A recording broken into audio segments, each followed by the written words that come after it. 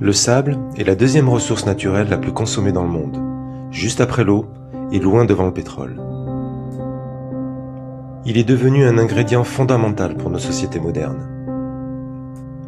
Le béton dont on fait les bâtiments et les ponts, c'est 75% de sable.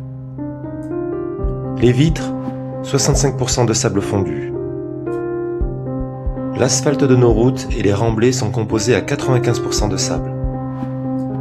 Les panneaux photovoltaïques ont une teneur en sable de 99%. Les peintures, les cosmétiques, les lessives, le papier contiennent jusqu'à la moitié de sable. Il faut 200 tonnes de sable pour la construction d'une maison individuelle. Et de 20 000 à 30 000 tonnes pour le moindre kilomètre d'autoroute. Chaque Français, qu'on le veuille ou non, consomme chaque année 6 tonnes de sable. L'urbanisation en cours dans différents pays a pour conséquence une accélération folle de cette consommation.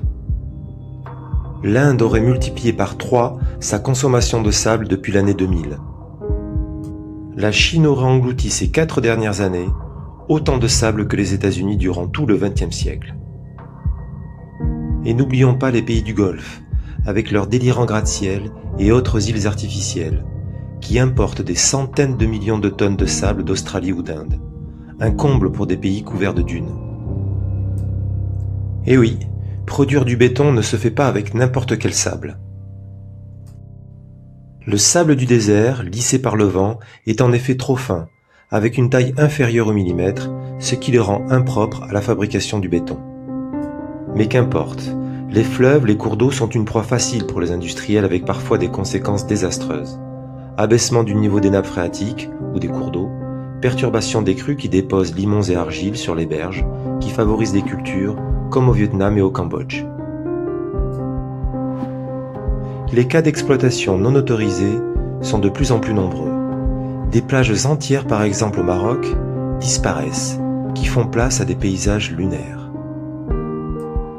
Sur les côtes sud de l'Inde, sévissent de véritables mafias du sable, dont les assassinats se comptent par centaines. Les conséquences de la disparition des plages ne sont pas que touristiques ou criminelles, mais perturbent surtout la nidification des oiseaux, éliminent la faune locale comme les tortues, les crabes. Face à la demande croissante du sable, les industriels du monde entier sondent actuellement le sable au large des côtes, entraînant la disparition de 80% de la faune marine et accélérant l'érosion des côtes. Les industriels en viennent même à produire artificiellement du sable en explosant et en broyant les roches avec des impacts sur le paysage évidents.